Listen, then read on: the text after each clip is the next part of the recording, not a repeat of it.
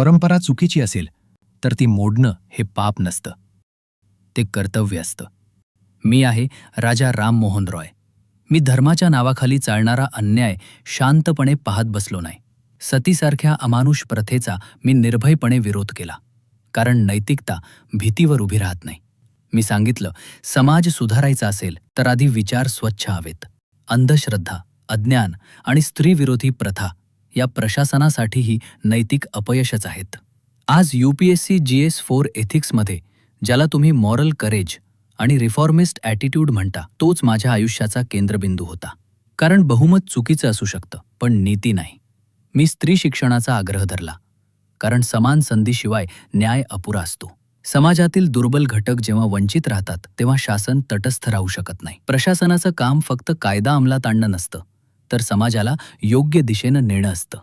कधीकधी त्यासाठी परंपरेच्या विरोधात उभं राहावं लागतं. मी राजा राम मोहन रॉय आणि माझा संदेश स्पष्ट आहे. नैतिक धैर्याशिवाय सुधारणा होत नाहीत, आणि सुधारणा नसतील तर शासन केवळ सत्ता बनून राहतं, सेवा नाही. राज्यसेवा 2025 मेन्स देत आहात का? हे लक्षात असू द्या. GS4 ला महत्त्वाचं ठरेल. आणखी अशाच प्रकारचे व्हिडिओज बघायला लाईक आणि सबस्क्राईब करायला विसरू नका.